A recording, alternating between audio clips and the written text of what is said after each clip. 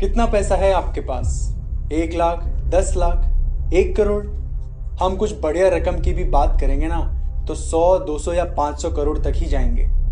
पर क्या आपको पता है कि अगर आपके पास 830 करोड़ डॉलर है तो आप एक देश के साथ खेल सकते हैं। 830 करोड़ रुपए नहीं, 830 करोड़ अमेरिकी डॉलर। जानना चाहेंगे कैसे? मेरे पास आपके लिए एक बहुत ही दिलचस्प कहानी है।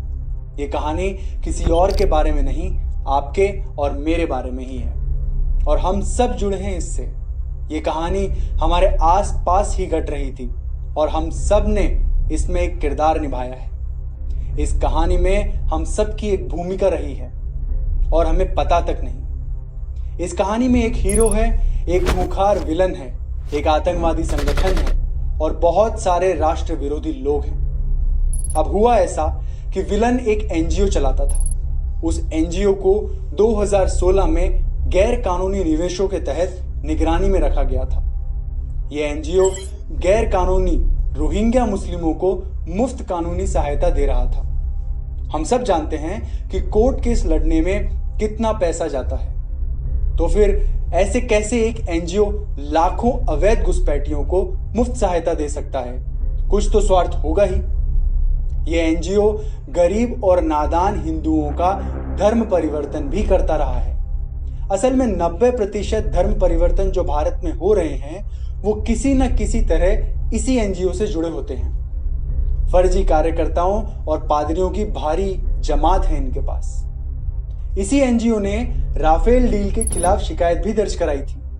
हम सब जानते हैं कि वो एक फर्जी केस था और 14 दिसंबर 2018 को माननीय सुप्रीम कोर्ट ने फैसला दिया कि इनके सारे आरोप बेबुनियाद थे। उसके बाद श्रीमान राहुल गांधी जी को उनके फर्जी आरोपों के लिए क्षमा भी मांगनी पड़ी थी। इस एनजीओ का आए दिन पर्दाफाश हो रहा है और यह एनजीओ अब निगरानी में है, जिसे प्री परमिशन श्रेणी में रखा गया है। इसके कारण विलन को बहुत गुस्सा आया और वो बदला लेने पर उतारू हो गया और फिर एकदम से उसकी काली करतूतों में उबाल सा आ गया। 5 अगस्त 2019 को भारत सरकार ने धारा 370 के अहम खंडों को निष्प्रभावी कर दिया, जिससे जम्मू कश्मीर के स्पेशल स्टेटस का अंत हुआ। इससे हड़कंप मच गया उस देश में जहां आतंकवादी सुरक्षित रहते हैं। जी हां, मैं पाकिस्तान की बात कर रहा हूं। अब बात करते हैं इस कहानी के हीरो की। 22 सितंबर 2019 के दिन अमेरिका में हाउडी मोदी समारोह का आयोजन हुआ था। जैसे ही हमारे हीरो ने उस विशाल मंच पर कदम रखा तो भारत माता की जय जयकार से स्टेडियम गूंज रहा था। ये वही हीरो है जिसे हमने हमारे देश का माननीय प्रधानमंत्री चुना है, श्री नरेंद्र मोदी जी। इस समारोह के अगले ही दिन यानी 23 सितंबर को हमारा विलन न्यूयॉर्क में पाकिस्तान के पीएम इमरान खान से मिला। ये विलन कोई और नहीं, जॉर्ज सोरस है, जो एक एनजीओ चलाता है जिसका नाम है ओपन सोसाइटी फाउंडेशन। जॉर्ज एक अरबपति है जिसकी संपत्ति लगभग 830 करोड़ अमेरिकी डॉलर मतलब 6,640 करोड़ रुपए है। इमरान खान से मुलाकात के दौरान दोनों ने कश्मीर मुद्दे पर विचार विमर्श किया। अब समझने लायक बात यह है कि सारी भारत विरोधी ताकतें एक हो रही है। वो जानते हैं कि भारत ने अगर अपनी आंतरिक समस्या सुलझा ली तो भारत एक सुपर पावर बन सकता है। 27 सितंबर 2019 को हमारे प्रधानमंत्री जी ने 74वीं वार्षिक संयुक्त राष्ट्र महासभा को संबोधित किया। उसके तुरंत बाद इमरान खान ने उसी सभा में भारत और भारतीय आर्मी के खिलाफ जहर उगला, जो वो आम तौर पर करते रहते हैं। शायद मोदी जी ने वो सब याद रखा। वो भारत आए और 1 महीने की योजना के बाद 31 अक्टूबर को जम्मू कश्मीर और लद्दाख को 2 यूनियन टेरिटरी घोषित कर उनको मुंह तोड़ जवाब दिया। इस घटना से हमारा विलन घबरा गया। अब सोरस को अपनी हार नजर आ रही थी। अपने एनजीओ की छवि बचाने के लिए उसने उसी तारीख 31 अक्टूबर को एक किताब भी लॉन्च की। अब तक सोरस मोदी से 3 से ज्यादा बार हार चुका था और अब उसे बदला चाहिए था। इसलिए उसने 24 जनवरी 2020 को विश्व आर्थिक मंच यानी वर्ल्ड इकोनॉमिक फोरम पर $1 बिलियन लगभग 6500 करोड़ रुपए देने की घोषणा की।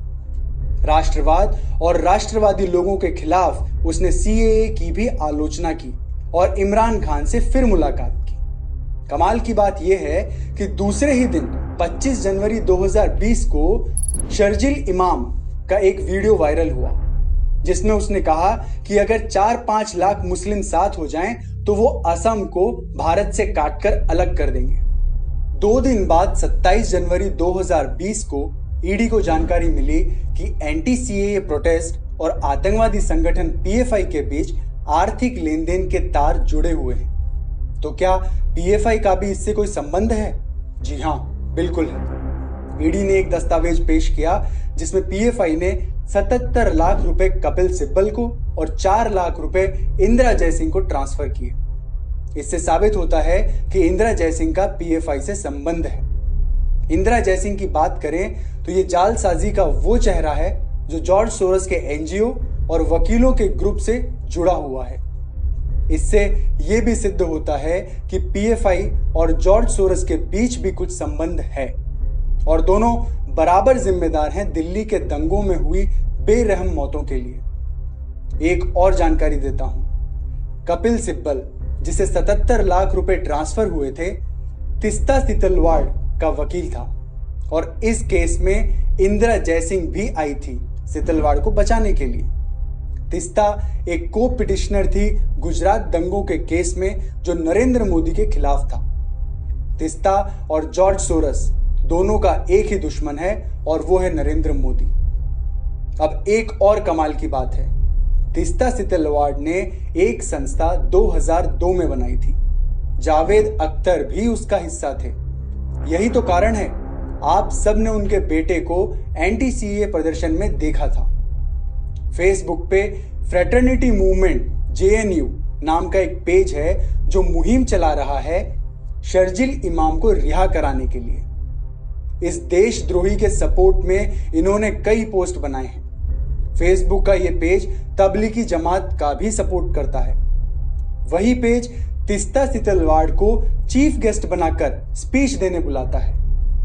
तिस्ता सितलवाड़ का एनजीओ सीजेपी आसाम में कार्यरत है और शर्जिल आसाम को भारत से काट देना चाहता है। इन सब के बीच जो एक नेटवर्क बना है, क्या आप उसे देख पा रहे हैं?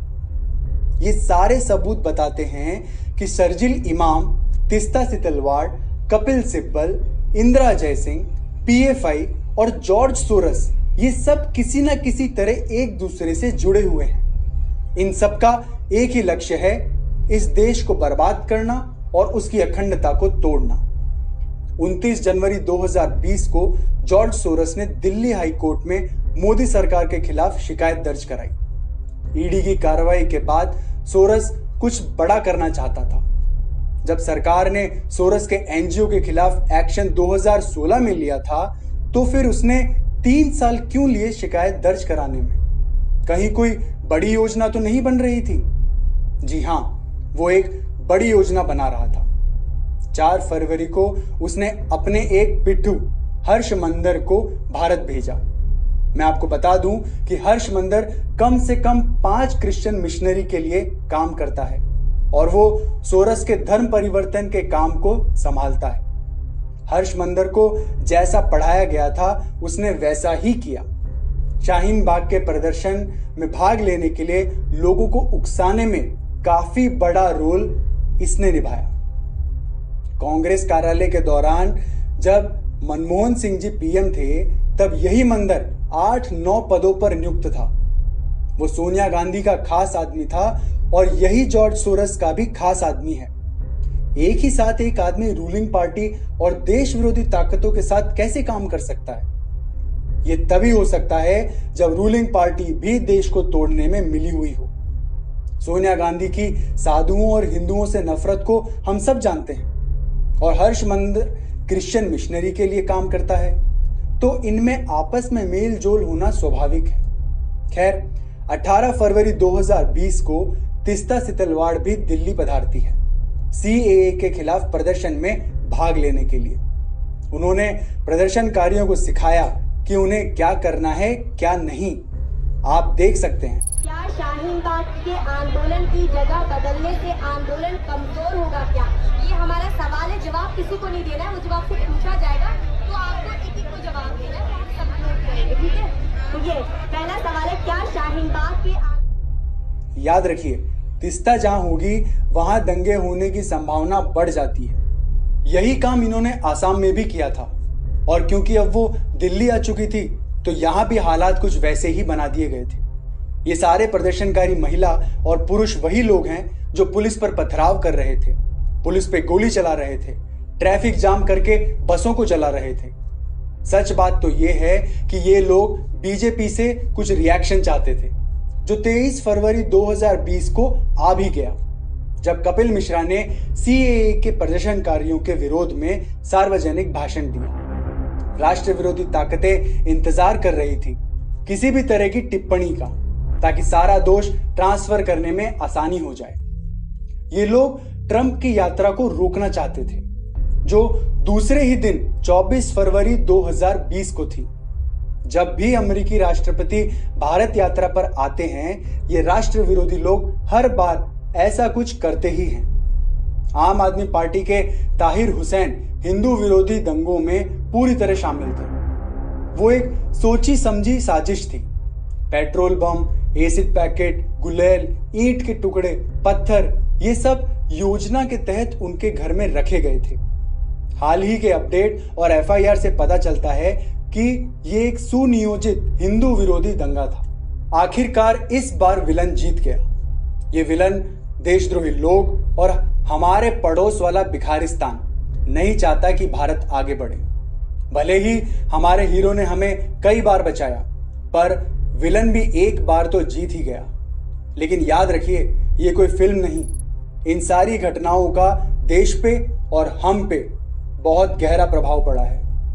हमारे हीरो को जरूरत है हमारे सपोर्ट की। इन सब तथ्यों को जितने लोगों तक हो सके पहुंचाएं। कृपया इस वीडियो को जितने लोगों के साथ शेयर कर सकें करें, ताकि ये सच हर जगह पहुंच सके। हम सब ने ये सारी घटनाएं हमारी आंखों के सामने घटती देखी है, लेकिन हम कभी इन घटनाओं को आपस में जोड़कर देख ही नहीं पाए। याद रखिए, ना तो हमारा भारत देश बिकाऊ है और ना ही हमारे प्रधानमंत्री को कोई खरीद सकता है। राजनीति वो नहीं जो आप देखते हैं, राजनीति वो है जो आप देख नहीं सकते।